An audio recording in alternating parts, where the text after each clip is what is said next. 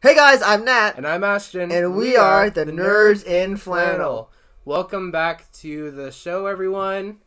Today, we are doing another really big two-part series, kicking it off. We are doing our top 10 favorite TV shows of all time. Man, yeah. After the movie one, we're like... We gotta do TV shows. We should do TV shows. But then we realized how hard it was going to be to choose our top 10. I spent the last 20 minutes crying about my list, so gonna give me a sec. I think we both almost lost sleep over this. Oh my gosh. No, I've definitely lost sleep over this. See, my top 3 was easy. It was 4 to 10 that really, it was pretty hard for me to choose. See, it was my first that was a tough decision. And then my 8th was also. Yeah. 5 minutes ago, we were moving stuff around. Yeah. So this is fresh. Yeah, that's what we're like, hit record, let's go!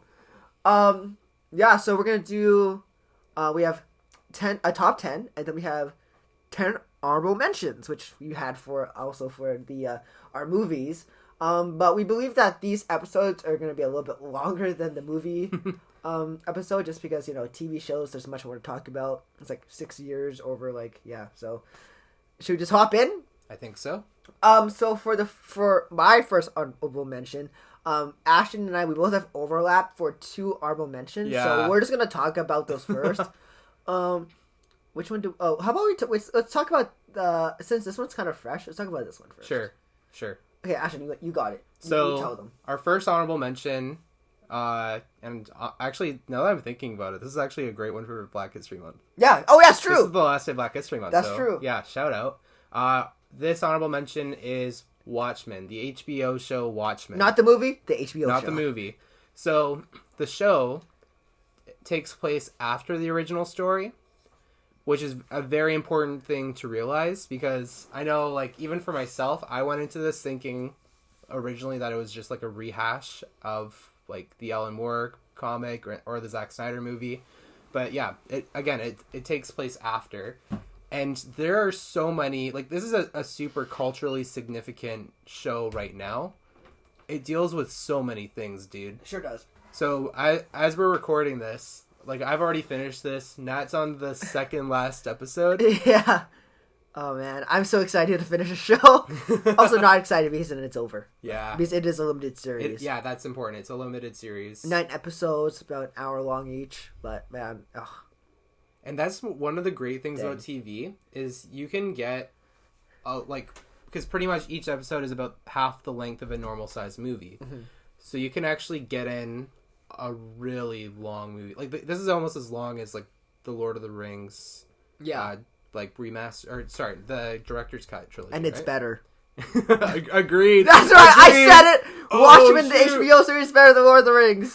Sorry, David Wood, get out of here. Shout out to David. Hey, David. One of our professors one of my professors right now. He was my professor. Last semester we're in a class He will be yeah, never mind. Okay, anyways. Yeah, so great show. I don't know, anything... I mean, it's still really fresh to you. Yeah, no, I've been grinding the show out for the last 2 days, and, it hits different, because I thought it was going to be, a superhero movie, superhero TV show, and, people are going to be fighting each other, but no, this is mainly about, race and rights, and, I think it's just really important, that, TV shows are always been a good, way of telling different type of stories, and I think in the context of, in Tulsa, Oklahoma, with the KKK and just people not treating other people right. I think it's really important to put it into this type of context, because superheroes are they're people who are treated differently because of what they wear. Yeah, and especially just because of how people treated people differently because of the color of their skin. It's really important to even though we hear that story a lot, it's important to tell it as many times as we can. Yeah. Because racism is probably something that will not go away. And it kind of sucks to say it, but let's be real, it's just not going away anytime soon. Yeah, unfortunately. There's still a lot of work that needs to be done on that front. And I really like how even this TV show, it's educated me so much, especially on events that happen with like the Tulsa Massacre. Because like we're in Canada, we don't really learn about this stuff as much. That happened in 1921. Yeah. And in the story, like the story takes place in like 2019, and there's still people like there's survivors in that story. And it's crazy just like how they can make that story like relevant. And even if you're not into comic book TV shows or movies or anything like that, watch this. It's like more of a social commentary than anything, which is similar with Joker. Yeah, but we do have to put a disclaimer. It is a very hard watch. Yeah. If you are sensitive to any like violence or like just racial stuff, probably not the best thing to watch. Yeah. We see Ashton and I, we like to watch like really hard stuff just because like sometimes it's a story that needs to be told, but also like sometimes it's just like it's very triggering to people who like often have like traumatic experiences, and like even with family members, yeah, we don't want anyone getting hurt because of a TV show that we recommend them to watch. So disclaimer. Yeah. Also the cast is great. Yeah. You got Regina King, Jeremy Irons. Jeremy Irons is so good at this. Okay, let me try this. Yahya Abdul Mateen II. Cool. Yeah, and Tim Blake Nelson. That was easy to say. that was easy. Yeah. So, yeah, shout out to Watchmen, HBO. Great show. Probably my favorite HBO show so far. Honestly, same, I think. Until I start watching... Maybe no. I might start watching Euphoria. Oh, boy. And Yellow Jackets. Because I've heard that was good, too. But we'll see. We'll see. Cool. Ashton. So, yeah, we have another honorable mention that is overlapped for both of us. Yeah. And why don't we talk about it? Which one is it again? Our next honorable mention is... Wait. Oh, shoot. No, did I move it? Oh, you might have moved it. No, it's right here. Oh, yeah. Wait. Where's it on my list, though? I didn't take it out, I don't think. Oh, maybe I think I might have taken it out because I saw it was already on your honorable mention earlier. Oh, yeah, that's right. Anyways, my second honorable mention... Which I 100% agree with, but can't take credit for time reasons. Yeah, my second favorite honorable mention is Gallivant. Yes. So, obviously, Nat loves musicals. And Gallivant is a musical-based TV show set in the medieval times. And, dude, the show's so funny. It's so funny, It's so funny. If you listen to some of the songs... like without any context, you'll still get a good laugh. Yeah. It's filled with like comedic like all stars. Weird Al Yankovic's in this. Yeah. Weird Al's in this show. Ricky Gervais is in it. Ricky Gervais. What's his name?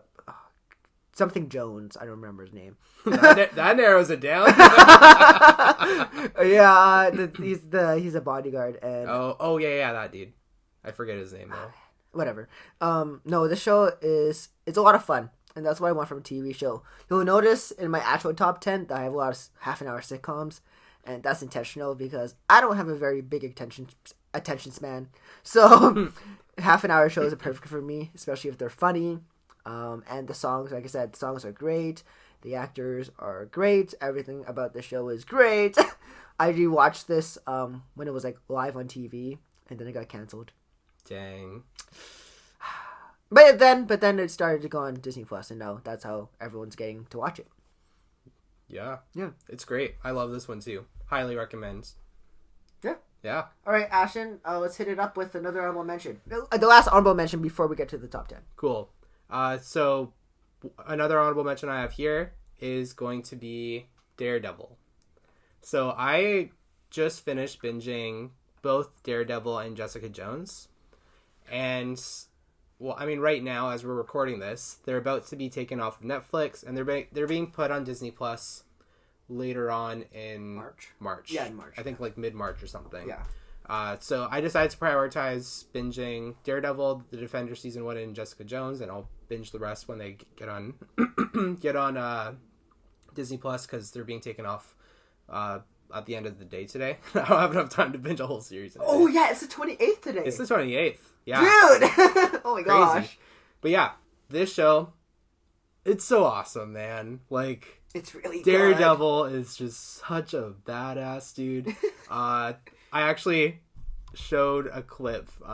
There's so many really good themes in this show. I actually showed a clip. It wasn't a violent clip or anything. I'm sure it wasn't. I showed a clip in my youth group to get a point across about fear. Just because the show deals with fear just in such a great way in that concept. Yeah. And I think it's actually really culturally... Sorry, I can't talk today. That is okay. Culturally relevant to our current day and age where we're recording this, where there's just a lot of fear in the world. And... yeah, it's really interesting to kind of see, like, I think in the comic books, Daredevil's tagline is, like, the man without fear. Yeah. So it's really interesting to see how they've taken that and they're just working with it. And I'm so sad that it got canceled, but I'm excited that Charlie Cox is officially back as the MCU Daredevil. Charlie! He does such a phenomenal job. The writing in this show is awesome. Yeah. I hope if they do make another season of the show, that they... bring on the original show writers, and Disney does not skimp on making it as mature as it was, because it definitely benefited from being darker. Not an easy show. It's not an easy show, but it benefits so well. Like, the whole Hell's Kitchen atmosphere benefits so well from this. And if he shows up in movies, I hope they kind of bring some of that darkness into the movies, because he is kind of a bit of a dark character. He's had a very tragic life. Yeah. Yeah, cool. So Daredevil's out there. If you haven't seen it, highly recommend it. But again, just another content warning. It's pretty violent. It's pretty violent. It can be disturbing at times. And it does deal with some interesting themes as well. So, all right, Ashton, since you're just talking about Daredevil, why don't you just go into your top 10? Okay, so my number 10 is going to be Jessica Jones. I like this show better than Daredevil for a few reasons. First one is I like mystery and like murder mystery stuff, and Jessica Jones is a private investigator. Now the thing is, like, there isn't a lot of mystery in these shows in the episodes, because they already kind of tell you who the bad guy is, but there's just all this conflict going on, and just it deals with like a lot of moral issues. And one of the biggest ones, Daredevil actually deals with this too, is it okay to ever kill or murder someone? Like, what is the price of someone else's mortality and life? And it is so interesting. It puts you through the motions. Every season deals with that question, and it has a different interpretation for all these different gray areas. And wow, I just finished watching season 3 last night. Season 3 came out in 2019, so it was the last Netflix Marvel show. And it is so darn good, dude. Another content warning. This one actually is a little more intense, I would say, than Daredevil. This is the most mature episode of Nurse and Flannel ever. Yeah, honestly. Oh my gosh. Yeah, watch this if you're 18 plus. And maybe even then, just give it a second thought. Be careful. Be careful. It introduces Luke Cage in the first season, which is also pretty cool. There's an interesting dynamic there. And for me, being a nerd, I already know a lot about these comic book heroes when I jump into the shows. I don't know much about Jessica Jones in the comics at all. So it was actually kind of cool coming in as just someone who can just watch this character come to life on the screen, and that be like my first introduction to the character. Yeah, Jessica Jones, it's great. Kristen Ritter does such a good job playing this emo PI. And also her powers are, she has like this super weird super strength. Yeah. And I think that's actually, and she can jump high and like land and stuff. She's like a discount Wonder Woman, pretty without much the god powers. Still more powerful than Kite Man. Screw you, Kite Man. Screw you, Kite Man. Yeah, so it's a good show, but I haven't seen Punisher yet. I'm excited for that one. But besides what I've heard about that show, probably one of the most like brutal. Yeah, it's Marvel shows. Yeah, it's pretty brutal. Yeah. So, and also the music. I gotta talk about the music for a second. Yeah, go for it, bro. The music in this show fits the theme so well. it really dives into sort of this like old school like Sherlock, what you'd expect from an old school Sherlock detective thing, but it brings it into like this darker tone that works really well. And there isn't one single song or soundtrack in the lineup that feels out of place. Yeah.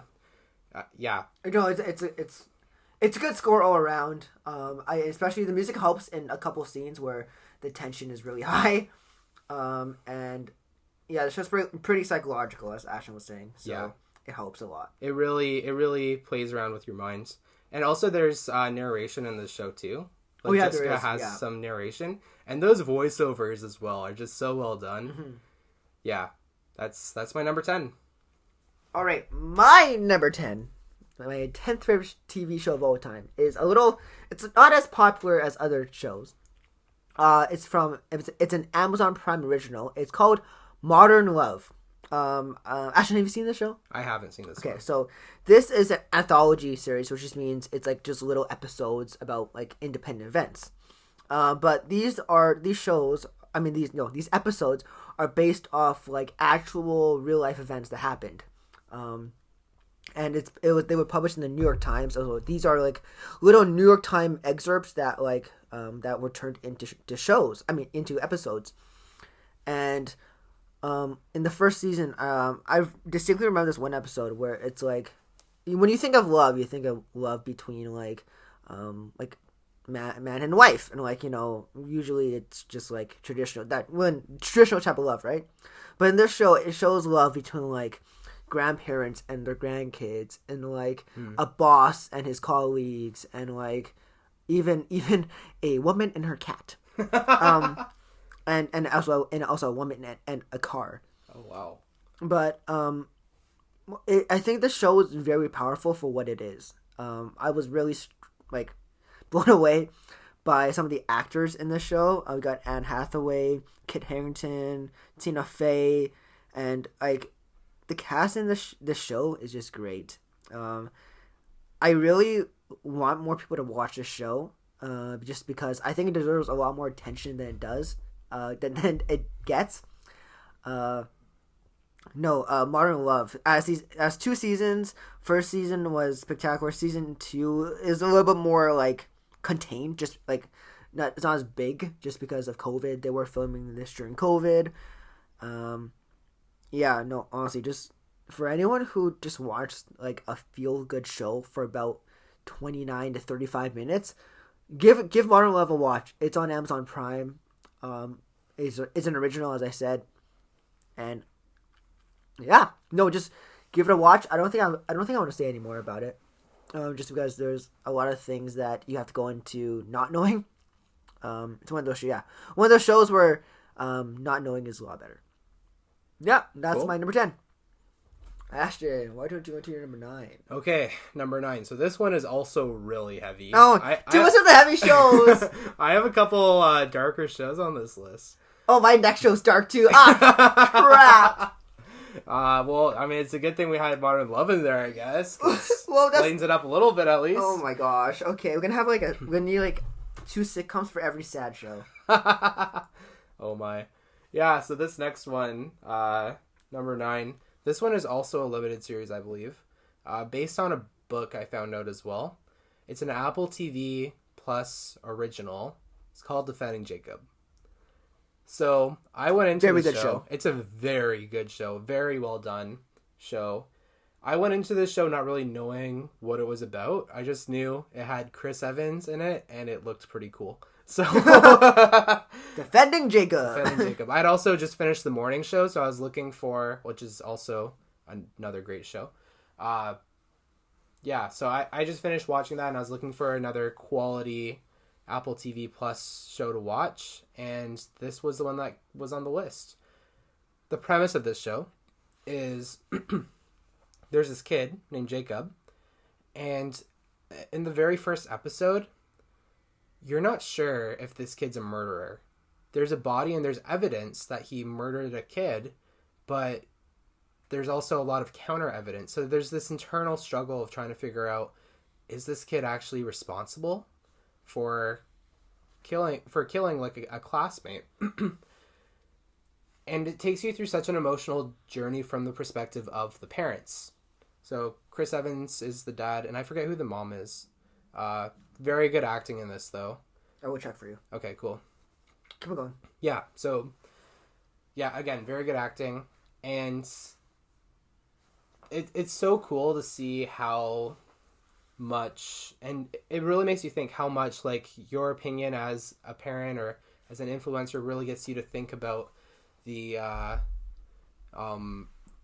Sorry, I'm mind blanking. It gets you to think about how you think of your children always in a good light. And sometimes you don't want to go and think about some of the darker things or what they're capable of. So yeah, the mom is played by Michelle Dockery. I think I said that right. Sure. Who puts on a very good American accent. I've seen the interviews and she's British. Yeah, she's from Downton Abbey. Oh boy. Yes, love Downton Abbey. Yeah, so I don't want to spoil much about this show other than the finale is heart-wrenching. Oh. And it will ruin you for a week.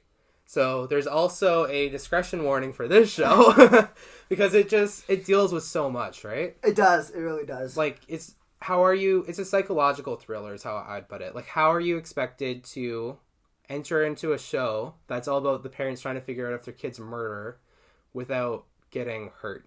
Yeah.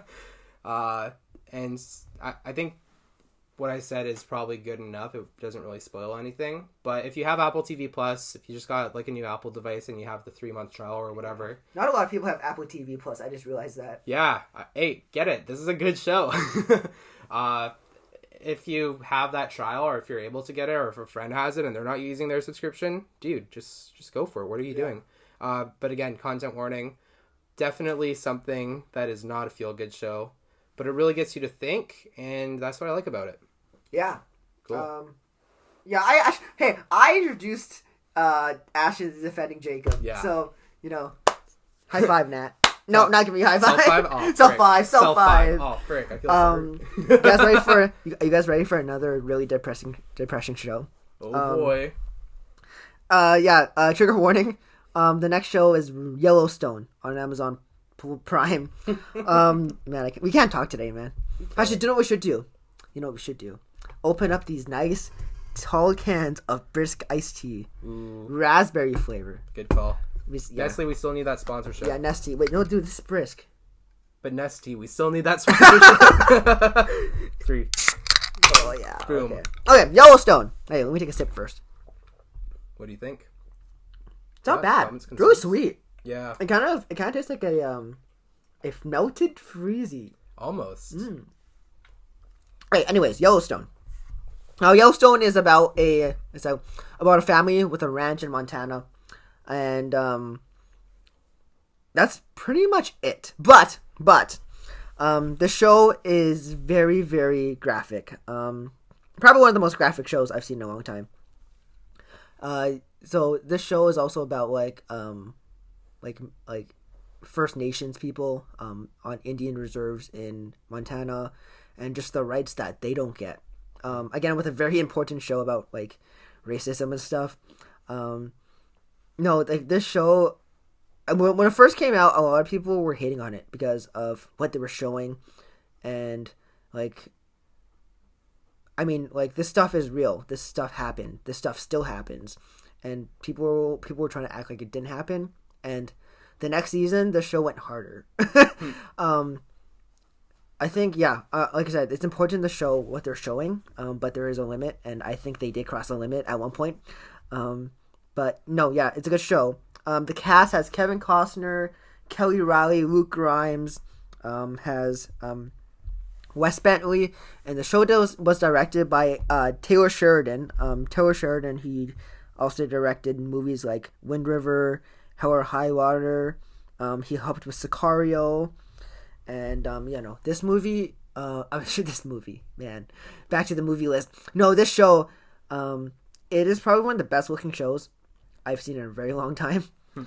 Just because of the Montana landscape, you get a lot of, very, good mountain shots, rivers, And since they're like on a ranch, like they're in the middle of like a crevice, whatever you want to call it. And no, it's just really beautiful to look at. The cinematography is great, and this is like a very political drama, and it does have a lot of like, they swear a lot, but like it does have a lot of like realistic annotations, and some of the stuff that they depict in the show was taken from real like events, which was pretty heartbreaking when you know which events were true. And yeah, like I said, I like we don't want to spoil too much about these shows, but I think going into Yellowstone knowing that a lot of what is happening is true, it helps a lot to be very engaged into the show. And yeah, sorry, we forgot how to talk. Yeah, it's on my watch list, this show. I've had my eye on it for a while, but it definitely seems like the sort of show that you want to be emotionally prepared enough to go through that. Yes. Yeah. Yes. All right, you ready for some comedies? No, cool. I'm kidding. We're gonna do 2 more honorable mentions, and then we'll get into 8 and 7. Awesome. I can go first. You go first. I'll go first. So my next honorable mention is Cobra Kai. Yay. Cobra Kai never dies. Cobra Kai, if you don't know, is a continuation of the Karate Kid franchise, with Ralph Macchio and Billy Zabka, and I love the Karate Kid. I love the Karate Kid, watching that growing up, and this true underdog story of this little short guy trying to beat up some other tall guys. Kind of cool, not gonna lie. This show is about those characters in that movie training 2 dojos, and they are pitted against each other. And then in other seasons, it's their mentors betraying them, and it's a whole like who's gonna betray who next. It's kind of like who can you trust type of show. But I think the best part about the show is just the character development and like just the drama that is happening. The cast is pretty much no names. A lot of the cast is just new. They're kids, right? So they're new kids who are trying to get into Hollywood, and they're doing great. I can't remember I don't remember their names other than the Zola, the guy who's gonna play Blue Beetle in DC.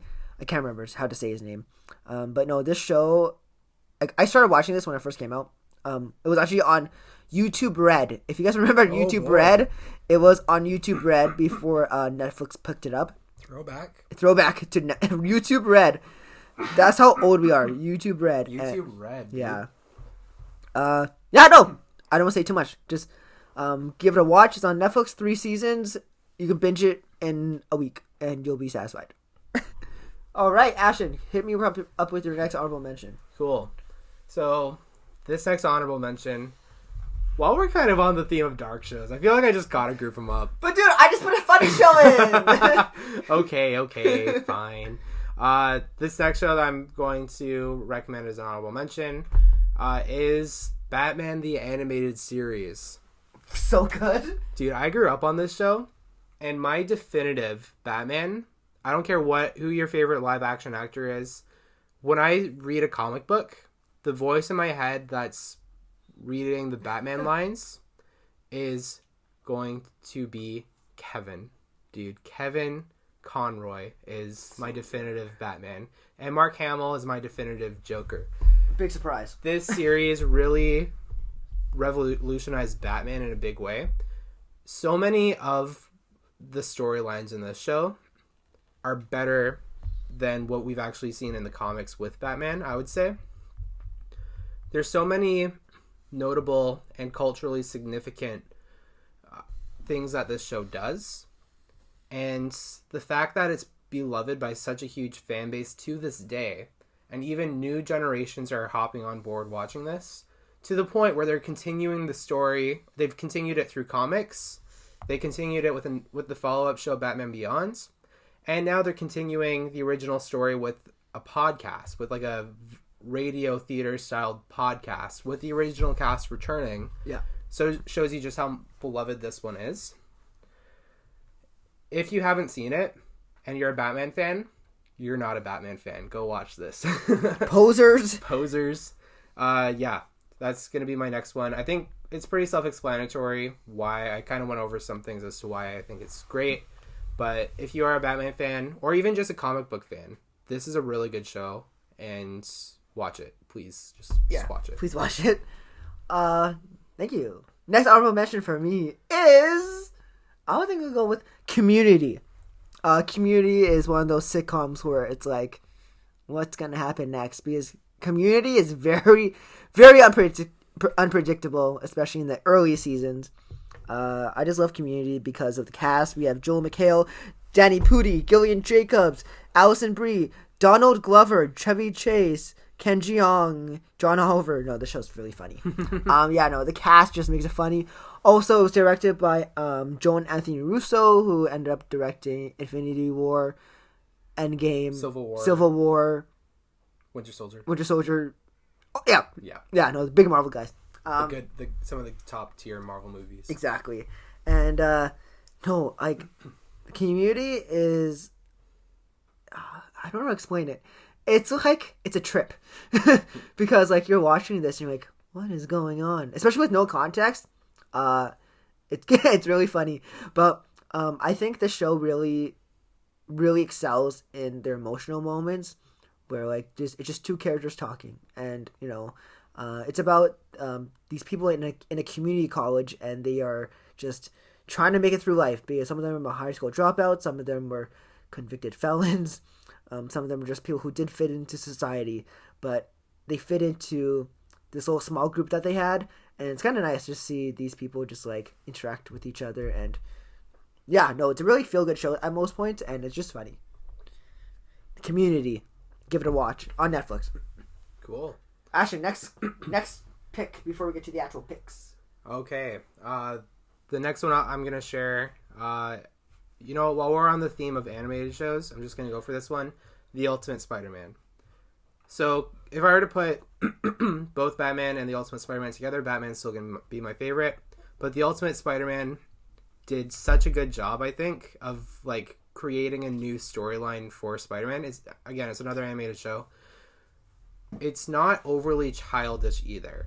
Like, there's so many, like, appropriate jokes, I should preface, that any adult would laugh at. Yeah. It takes so many other characters out of the comics and throws them into the show as sort of a... Not even supporting characters. Like, there's a lot of character development with the characters, and you really kind of get to know them. And it really develops Spider-Man in a way, too, where he becomes, like, part of S.H.I.E.L.D., and he's, like, a leader and leads the team of, like, White Tiger, who's a really awesome superhero. Luke Cage, Power Man, like if you've seen, and even Iron Fist, if you've seen the live action Marvel shows, I think these, from what I've seen from Defenders, this show does a better job of really giving more of a true comics take on those characters. And then also Nova's in the show too, and of course Nick Fury. There's an episode with Deadpool which is so funny. There's some more like tie-ins with the Avengers. And the Avengers Assemble TV show. But this one, I would say, really is true to Spider-Man. It makes him like that super quippy, but also serious superhero that we all love and know. And it's so great. You could watch this one with, like, if you have nephews or nieces. This is one that they would enjoy and you would enjoy. It's on Disney Plus. Yeah, it's a pretty clean show. It's really good though. Drake Bell from Drake and Josh. I mean, there's some controversy with him now, but he does the voice for Spider-Man and does such a good job. I low-key want to see him as a live-action Spider-Man, if I'm being real. Okay. Doesn't have to be in a movie. It could be in a TV show. Yeah. I wouldn't mind that either. Yeah. Cool. So that's my second honorable mention. Okay, we're going to get back to the list. But first, let's take a break, and you guys can hear a word from our sponsor. Good call. Have enjoyed the break. This episode of Nerds and Flannel is sponsored by Anchor.fm. Anchor.fm is the best place to make and record podcasts. We use it for every single episode. We absolutely love using Anchor. Very convenient. Doesn't cost us a thing. But recently we want to start making premium content for you guys. So that means we would have to like put it under a paywall. And in order to watch and listen to those videos, Ashton's going to tell you where to do that. Yeah, so where you want to go if you want to support this podcast is anchor.fm/nerdsandflannel/subscribe. Again, that is anchor.fm/nerdsandflannel/subscribe. Huge shout out to anchor.fm for sponsoring this podcast and for being an awesome platform for whatever your podcast needs are. Yes, thank you, Anchor. Hey guys, welcome back. Hello. So we're just gonna hop into it. My number 8 TV show of all time. Number 8? Yes, number 8. Is a little show. No one really knows about this show. Just kidding. It's Brooklyn Nine-Nine. I don't want to talk about it too much, but Brooklyn Nine-Nine is probably one of the funniest shows I've seen ever. And that's saying a lot. You got Andy Samberg, Terry Crews, Joe Latuggio, and it's an all-star cast. Andre Brower. I would be so mad if I didn't mention him. Yeah. But this show, if you don't know, it's about cops in Brooklyn at the 99th precinct. It's pretty self-explanatory. Yeah, I'm not going to talk too much about it, but it's a show where you think the comedy is going to be the best part of the show, and in a way it is. But for me, it's the characters and the way that the characters interact, and how much you see the characters care for each other, and just the little like fun things that they do, like the JB Jab games, and yeah, that's my number 8. You'll understand why I'm not saying much about it later. Yeah, fair enough, dude. Cool. My number 8 is another show that that's pretty well known. Schitt's Creek. What? Bleep. What show? What did you call me? I'm kidding. I'm kidding. So yeah, Schitt's Creek. I love this show. I only watched it, I think it was about a year ago when I first watched it. And it's so funny, dude. So we have Canadian sweetheart actor Eugene Levy. Yeah. He's in the show. He's one of the writers for it, as well as his son, Dan Levy. Then we also have his daughter, Sarah, or Eugene Levy's daughter, and Dan Levy's sister, Sarah Levy. Catherine O'Hara is in this. If you don't know, she's the mom in Home Alone. Yeah. But also, she's such a good actress, and just she kills it in this show, dude. And then Annie Murphy as well. And it started out, I think, originally as a Canadian show was it on CBC or something, and then it kind of got put out to the mainstream. Yeah. That's another reason why I like it. But yeah, it does a really good job, I think, at character development. And a lot of the comedy in this is just so funny. David Rose, so Dan Levy's character, just steals every scene he's on, and it's great. It's really funny, man. Highly recommend this one. We don't even have to put a content warning for this one. It's pretty funny. Yeah, it's pretty clean too. It's pretty clean. Yeah. Yeah, definitely recommend that. Yeah, that's what I'm going to leave it as, because I think you would get more out of it from watching the show, but just know I recommend it. Yeah. Any recommendation of us is great. Just saying. If you trust us. If you trust us. If you trust us, God bless you. Yes. Yeah. My next pick is going to be another Amazon Prime original. I guess you can tell I like Amazon Prime. And that is going to be The Marvelous Mrs. Maisel. Ooh. So this show is about a comedian in the 1940s, 50s, trying to survive. But it's a lot more about, again, I love the shows about well, it's going to sound really weird, but I love the shows that show racial tension but depict it in a really appropriate and kind of wholesome light. Marvelous Mrs. Maisel is about this girl who tries to be a comedian, played by Rachel Brosnahan. Okay, let me try that one more time. Brosnahan. Rachel Brosnahan. Man, I cannot pronounce names.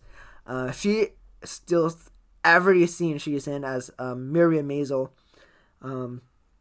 The show is her trying to make it in New York. I mean, actually make it everywhere as a comedian, because back in the 40s and 50s, comedians weren't wasn't really a career. They're still not really a career now, unfortunately, even though they should be. We got a supporting cast with Alex Borstein, Michael Zegan, and Tony Shalhoub of Monk fame. Zachary Levi is in this for a few episodes, and I think the best part about this show is the cast. The cast brings it to every single scene they're in. The chemistry between them is probably some of the best I've seen in a TV show, other than like I want to say like sitcoms. Because sitcoms, you spend a lot of time together, but these are 1 hour shows. Season 4 for this just came out about a couple weeks ago, and I've been binging all the episodes since. I want to have a content warning. It's pretty, since she is a comedian, it's pretty dicey with the stuff she says sometimes. Nothing really bad, but if you have kids in the room, maybe don't watch this with them. It's a pretty clean show, and then they bring in a lot of like women's rights issues, which was a big thing back then as well, because women, like, they're supposed to like cook food and clean, but there's so much about this that like that's changed. And it's amazing to see how stuff from this show was realistic and like how this actually happened, and then cut to now, like women's rights are so much better, but still not the way in my opinion, not as far as they should be. Mm-hmm. Especially in ministry, but that's a whole different topic for another day. Important though. Very important topic. And yeah, The Marvelous Mrs. Maisel on Amazon Prime. Give it a watch or don't. I don't care. Well, no, watch the show. I do care. Watch the show so we can talk about it. Not too many people watch the show. The only person who I know who watches the show is my girlfriend's mother. So, shout out. Go watch it. All right, Ashton, give us your number 7. Okay, my number 7. Seth MacFarlane, dude. Seth freaking MacFarlane. Woo! So when I say that name, you probably instantly thought, oh, he's gonna bring up Family Guy or yes, American Ashton, Dad. I want you to talk about Family Guy. Oh boy, I'm actually going to talk about The Orville. So this is another show that Seth MacFarlane does, and it's a live action show. I would say this is probably like the cleanest he gets, which is saying something. But yeah, it actually has a really good cast. So the premise, I'll get into the cast quickly. So Seth MacFarlane is Ed Mercer. Scott Grimes, he plays Steve in American Dad. He's Gordon Mallory, I think, yeah. And then we have Adrienne I can never pronounce her last name. Palicki, yeah. Palicki. So she was in Agents of S.H.I.E.L.D., and she was actually going to be Wonder Woman, too. In that 2011 show? In that 2011 show. That never happened. Freak you, Joss Whedon. Yeah. So, and a ton of other great supporting characters, too. This show is pretty much a ripoff of Star Trek, and I've actually never seen Star Trek. What? So I just triggered so many nerds. What? You never see Star Trek? Oh my gosh. Haven't. I just triggered so many nerds who... Oh, they can watch Star Trek, I promise. Yeah. I've seen this before I've seen Star Trek, dude. But in my defense, this one's funnier. I already know that. Yeah, no, you're right. Yeah, so with it being based off of Star Trek, there's a lot of like sci-fi and space travel. It takes place in the future where like space exploration is huge, and Captain Mercer, so Seth MacFarlane's character, is sort of like the captain of the ship called the Orville, and there's just a lot of super fun adventures that they're able to do in this. Again, it's more appropriate than some of the other shows out there, and there's a lot more heart to this one too. I think the intention behind this was doing something a little more serious, but also kind of keeping it in tune with being like a comedic drama. But you can definitely still tell that he has a lot of influence on the script writing. Yeah, no, 100%. Yeah, there's definitely watch this maybe if you're like a young adult or something. Yeah, it gets weird at some points. It gets weird at some points, but not every episode, which is kind of cool. Which is very good. Yeah, so I watched this, I think, back in, like, last summer and the beginning of the summer. And, yeah, I think it's a really funny show. I'm super hyped for season 3. That's coming out. It's coming out in America later this next coming month. They still have yet to announce Canadian dates, but I really hope it comes out at the same time. It's now been picked up by Hulu as well. So if you're in America, that's where you check it out. If you're in Canada, it's on Disney Plus, and season 3 will be streaming on Disney Plus at some point. We already have confirmation on that, at least. That's good. So, yeah, so that's my number 7. Number 7. All right. 2 more honorable mentions, and then we'll go into 6 and 5, and then we'll cut it off there for this episode. Just because. I'm looking at our 4-1 right now, and there's gonna be we're gonna need some time to talk about that stuff. Yeah. Yeah. So I'll start off with another honorable mention. Actually, no. Yeah, we'll do that. Another man. Sorry, we can't talk today. Another honorable mention is Mythic Quest. This is an Apple TV Plus original, and this is pretty much The Office, but in a video game like developer office. This has, oh my gosh, I should have put up the cast here. But the show is just so good with what it does. I think just telling a very condensed story is very important for a show like this. Keeping the characters very relatable is super important. I think that's why The Office worked pretty well. Yeah. So give me a sec here. Yeah. So the cast has Rob McElhenney, who was from, if you don't know, It's Always Sunny in Philadelphia. Danny Pudi, who I mentioned on the list, who was from Community. Charlotte Nickdale, she's pretty new. She's fairly new. David Hornsby, who's also from It's Always Sunny in Philadelphia. And no, yeah, this show is very charming. As you know, we love video games, and playing video games makes you wonder how are these things made, and it shows that very well. But I think my favorite part about the show, as with most shows, but especially this show, it's the emotional moments, because you have these characters who are very selfish, and they're very they don't seem like they're gonna change, but when you put them together and you make them go to dinner, interact with each other, go for drinks, and do karaoke, it really breaks down what these characters are and who they are. And I think that the way that the show is put together is very well done. The CGI for the video game portions, they can be better, but I don't think they need to be great, just because the video game premise is just the background and tell a story about people, and I think that's very charming. One more thing I did want to talk about is one episode that actually has two actors from future shows that we're going to talk about. It tells a story of a relationship that went awry just because of one decision, and that is probably my favorite episode of the series, just because of the two actors who are in it, and the way it's very similar to La La Land if you think about it. Yeah, and it's just top-notch cast, top-notch writing, and it just, man, I don't think I can say much bad things. I can't talk. I don't think I can say very much. You can't say much at all. Oh my gosh. I can't say much bad. I can't say very many things about it. Very many bad things about this. Oh my gosh, dude. Oh my goodness. Wait, I can do it. I can't say very many bad things about it. Oh, wow. That's a lot of syllables. Though. That's a lot of syllables. For context, I used to sing musical theater and choir, so you think I would be able to. But that's because it's written on I can sing it in song. If I put it in song, I can't say very many bad things about it. See, I can do that. That's fine. But okay, never mind. Cut. Can we cut? I'm kidding. Ashton, give me your next honorable mention. Cool. Mythic Quest, baby. So while we're on the topic of Apple TV Plus shows, do it. The next one I'm going to put out is The Morning Show. So I already touched on this earlier. Bro, this show is so darn good.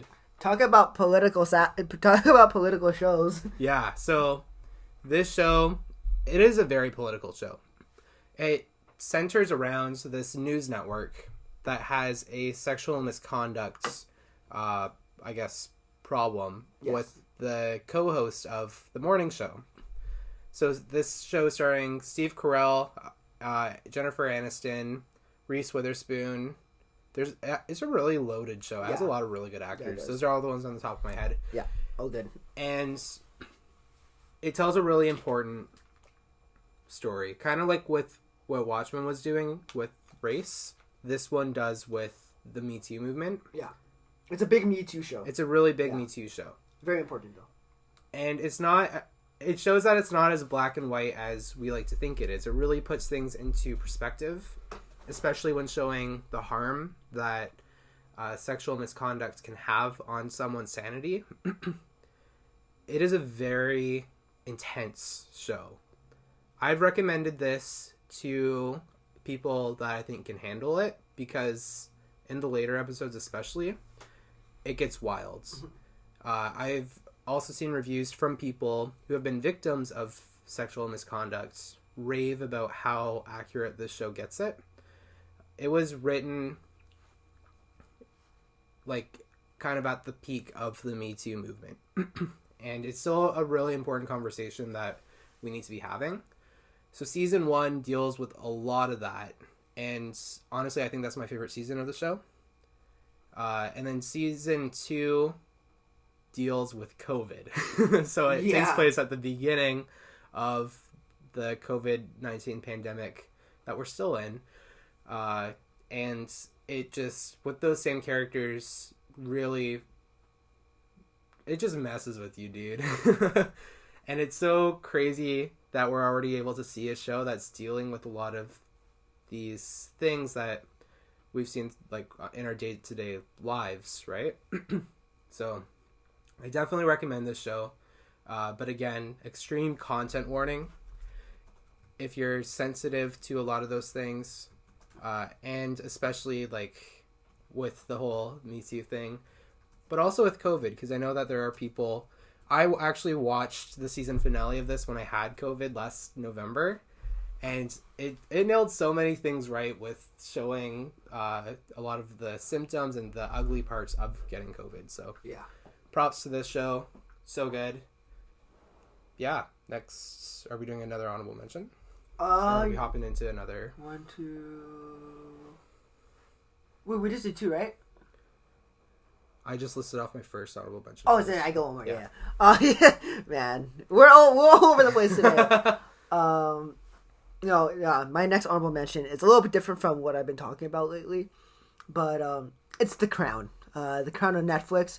This show is just the way it tells the story of Queen Elizabeth, and just everything about The Crown is very like engaging, just because of we know what's gonna happen. We know that like her father dies, so that now she has to be queen, and like this is history. It's history told in a very different way, and I think the reason why the show works so well for people is because this. Oh my gosh, the story is just engaging. The story is engaging. I know I said that right, but I really want to hit home that this is like the story of Queen Elizabeth. So someone who is alive. How old is she? Like almost 100? I believe she's almost 100. Something like that. Like 96, 97. She has COVID right now, too. Oh, she got COVID? As we're recording this. Oh, yeah. Dang it. Anyways. Queen. I just dropped a bombshell on this man. Oh, no. She has COVID? No. Not like I haven't heard any negative things. So Elizabeth. Not like this. Oh no. Oh gosh. Oh no. Anyways, man, dude, why would you tell me that? I just dropped. Dude, I thought you knew. I didn't know. Oh my goodness. My. Anyways, it's okay. Her immune system is strong. She's lived forever. Oh man. Okay. Anyways, the show has a cast that consists of Claire Foy, Matt Smith, Olivia Colman, Helena Bonham Carter, Vanessa Kirby, and just a bunch of other great like character actors who really bring everything they have to the show. Telling the story of the Queen's life is not easy, just because there are a lot of things that you can't show. And I'm surprised they show a bunch of things that did happen. Like there was this mudslide somewhere in England. It wasn't a mudslide. It was a mountain collapse and killed like over 100 children. Oh wow. And it was just really sad. That episode was probably the saddest episode of The Crown. And you gotta understand, in this show, it's about real life. So don't get attached to any characters, and don't look up their name in history books. This show for me, it's just a really important show. It came out in 2016, and the first few seasons are about Queen Elizabeth up till now. Season 5 is about Princess Diana. And I think those telling her story, especially with like I can't remember that other Princess Diana movie that came out, but with Spencer, with Kristen Stewart, I think like her story is getting more mainstream, and I'm very glad that's happening, because she did live a really tragic life up to her death. And this show is very good. Give it a watch. It's been out for a while, so I'm sure a lot of people have watched it already. And yeah. Cool. Man, sorry guys, I can't talk today. Today's just 8 a.m. Chief. Do I get one more? Yeah, one more honorable mention. Okay, cool. So, on the subject of edgy TV shows, I have a lot of dark ones, guys. Oh, no, I know which one he's going to pick. The Boys. Oh, God. I'm not going to say much about this show. We've talked a little bit about it on our DC episode. Yeah. I'm just going to say, content warning, really heavy content warning. Heavy content warning. And also, this show the premise of this show deals with like celebrityism. I'm just gonna call it that. And corporate greed. So pretty much, it asks the question: what if superheroes existed in real life? What would it be like? And what this show displays is these corporations sponsoring these superheroes, but these superheroes are really crappy people. Like, they are dark, they're super self-centered, and it shows the dark side of being a celebrity, I guess. Mm-hmm. But with that, you also have the added danger that they are superheroes. So they're just superpowered people, and when the good ones, or even just normal people, try to go in to investigate them, that's going to be a dangerous situation.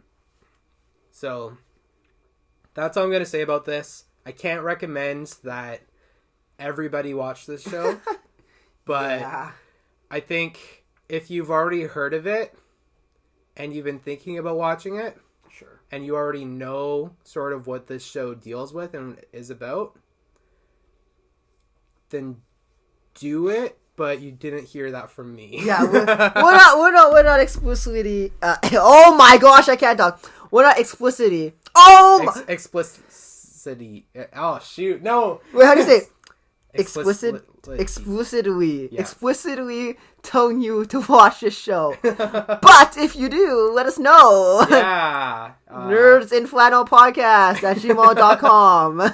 Yeah. So be careful with this one. I'm not putting this out as like a recommendation. I'm just putting it out because I liked it. But you can't watch a lot of this at a time. No, you gotta pace yourself. Yeah, don't be like us. I don't binge it and then just be like sad for a day and a half. Yeah, that's sad. Yeah, big sad. Anyways, Ashton, why don't you start off with your number 6? Okay, my number 6.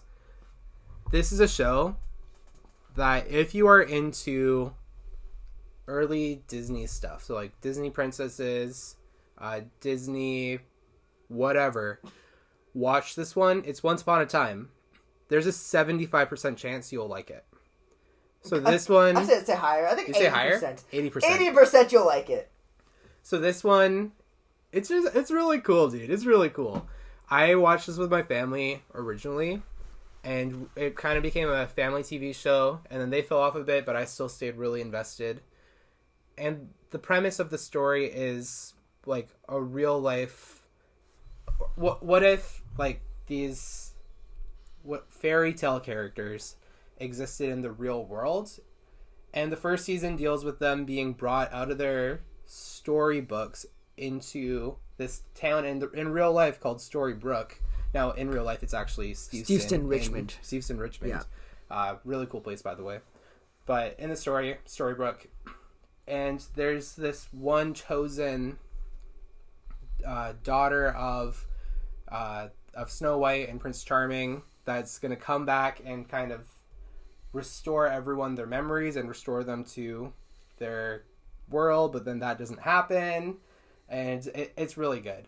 I was influenced by this show so much growing up as a teenager. The acting in this show is crazy good, and the cinematography, they make it work super well. Whenever there's CGI, you kind of cringe. Yeah, we don't talk about the CGI. We don't talk about the CGI, but for everything that they're able to do practically, it's so good. My favorite season is definitely season 3, I think, the Neverland arc. Yeah. That's good. That's a good one. That one's really good. Captain Hook is just an awesome character in this show. I love him. Watch this show if you want to love Captain Hook too. He influenced, like, that. This character influenced how I portrayed Captain Hook in one of my high school plays as well, which was pretty cool. Yeah, if I keep going on, I'm just gonna start rambling about details of this show, but worth watching. Season 7 fell off a bit, so if you want to be happy, end off at season 6. Yeah, you could give season 7 a shot, but they tried to reboot it, and it didn't really work out too well. But the show stars Jennifer Morrison and Jennifer Goodwin, and who's Prince Charming? I forget. Captain Hook is Colin Donahue. Robert Carlyle is Rumpelstiltskin. I forgot who the Prince Charming is. Man, I'm gonna be kicking myself later. They're all really good actors. Yeah, this is also a family one too. I would say. Why do you go watch this with your kids? Watch this with your kids. It's clean. It's clean, but it's also not like it's Disney. Yeah. It's like a PG-13 Disney take on some of these characters. Yeah, it's pretty clean. There's no swearing or anything. Yeah, there's no swearing. They're able to use these characters because it was an ABC show, and ABC, if you guys didn't know, is owned by Disney. So even later on, Disney owns everything. They own everything, dude. Later on in the series, you even get characters like Elsa and Anna from Frozen showing up, and it's awesome. Yeah, love this show. Highly recommend. That's my number 6. All right. I'm going to try to do this next show without any, like, verbal stumbles. You guys ready? Okay. Starting now. My 6th favorite show of all time is a little show that, it was a YouTube original. Hey. And it got put on Netflix after, like, it just got put on Netflix. And now, I don't know where it's on. I think it's on, I want to say, like, Hulu or something, but I can't remember. And that show is Video Game High School. Now, that title may sound a little bit intimidating to some, but Video Game High School is a story about this guy named Brian D, and he gets into Video Game High School because he's really good at this, like, it's called Field of Fire. It's like a Call of Duty, it's like Call of Duty. It's pretty much Call of Duty. No, it's Battlefield. It's Battlefield.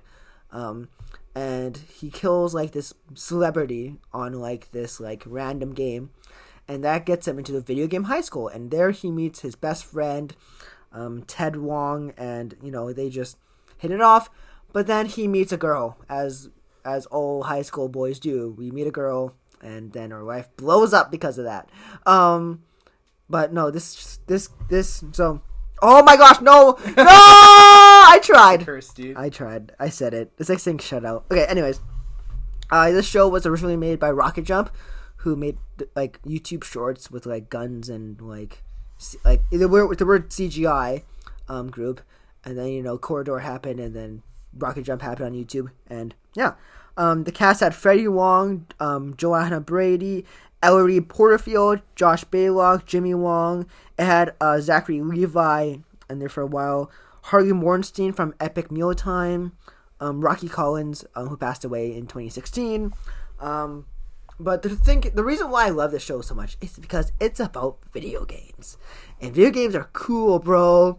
And I always wonder what it would be like to go to, like, a really like an artistic high school. And, like, this show gave me everything I needed. And the action scenes, because, you know, they play Battlefield, the action scenes are probably the best part of this show.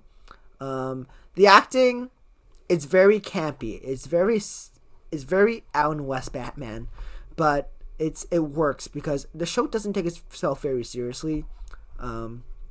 I reference the show a lot, but no one really seems to get it because no one's seen the show except my roommate Adam, who has, and it's a great show. I just recommend that you watch it, and it's on YouTube. It's on YouTube for free. All of it is on YouTube for free. Rocket Jump. It's on Rocket Jump's channel, I believe. So look it up there, and yeah, have a good time. Cool. Ashton, you're up, buddy. Okay. Coming in at number 5, the last one for this episode. Okay. Letterkenny, dude. So, for those that don't know, I think I mentioned this already in the episode. We're Canadian. Canada. And of course we're going to love shows that are about Canada because there aren't many out there, if we're being completely honest. That and Schitt's Creek. That and Schitt's Creek. Dang, so I have like 2 Canadian. Dude, good for you, man. I got none. Dang. So this show it's so funny. So this one also started out as a YouTube original. Or I mean, not like classified as a YouTube original, but it was on YouTube at first. It was shorts, yeah.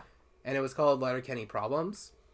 And the premise of this is there's a small town in Ontario called Letterkenny, and pretty much everything that happens are like all these super like stereotypical Canadian mannerisms and problems. You have like your 3 groups, which I mean, depending on what part of Canada you're from, these might actually be real groups. You got your farmers. You got your Hicks, so your farmers and Hicks. Yeah. You got your hockey players. Woo! Hockey players, Ferda boys. Ferda boys, dude. And then what's the other group? The Skids. The Skids. Yeah. Which are kind of like the emo drug people. Yeah. Pretty much. And dude, just the humor in this, it's so funny. This show, like, originally, after it got picked up off of YouTube and was created into its own show, it was on Crave exclusively, which in Canada is like our version of HBO pretty much. And then it was taken to Hulu in the US.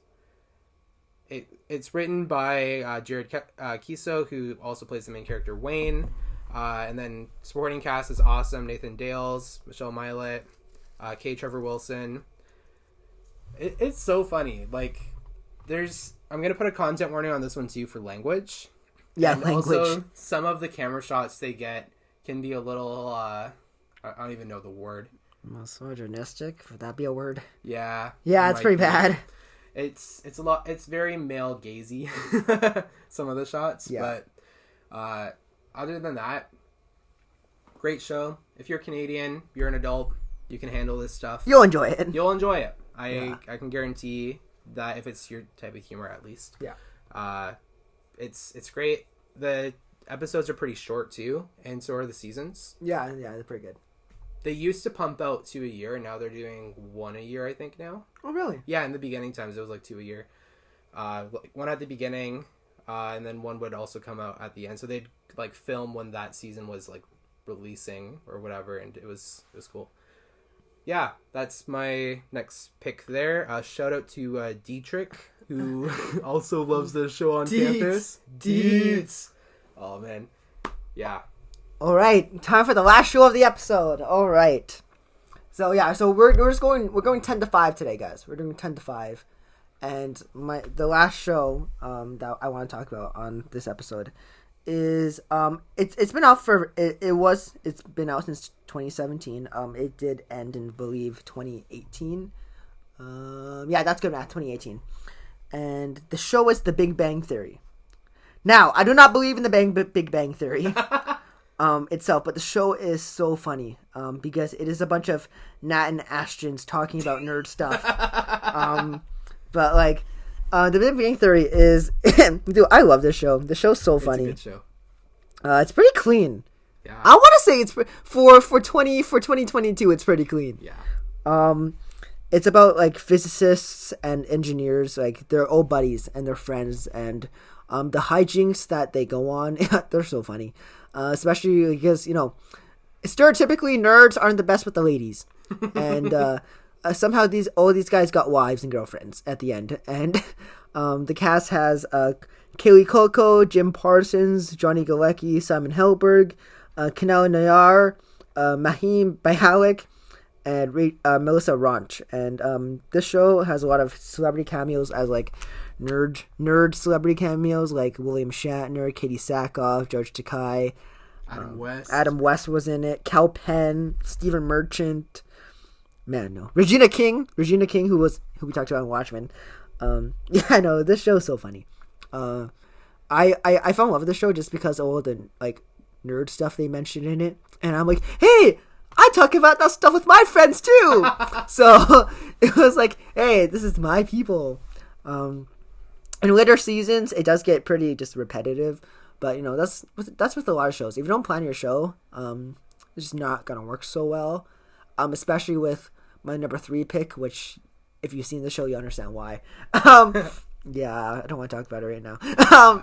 So The Big Bang Theory is my number 5 pick, and that concludes the list for now. Yeah. We will have 4 more honorable mentions, and then our top 4 TV shows of all time. Preference. This Ashton and I, we're going to talk a lot about our 2 and 3 picks. Oh, for sure. Because we can go into depth. Yeah. Absolutely depth. So that's good. The next episode is going to be really long. We will be coming out with the Batman episode because we are watching it this week. And we just saw Uncharted. Mm-hmm. So a couple of friends might want to come on and do that episode with us, even though it's been out for a while, but content is content and movie reviews are movie reviews. So yeah, that'd be a lot of fun. Anything else, Ashton, before we end the episode? Dude, I think I'm good. If you're enjoying these super long lists, let us know. And let us know your favorites wherever you can comment on this stuff. Or email us. Yeah, or email us at nerdsandflannelpodcasts@gmail.com. What's going to be our next, big list? Ooh, good question. That's going to be... Because we did MCU already. Yeah. Star Wars? We could do Star Wars. I think we did. We did touch on Star Wars. We could do a general, comic book sort of content. Yes. Comic book content. So, yeah. So TV shows and movies. Yeah. Yeah, that's gonna be really hard. That one. You thought that this one's hard. That one's gonna be a lot harder. A lot more mental gymnastics. Yeah, man. No, actually, that's gonna be so stressful. Yeah, 100%. Cool. Guys, until next time, I'm Nat. And I'm Ashton. And we are the Nerds in Flannel. Peace.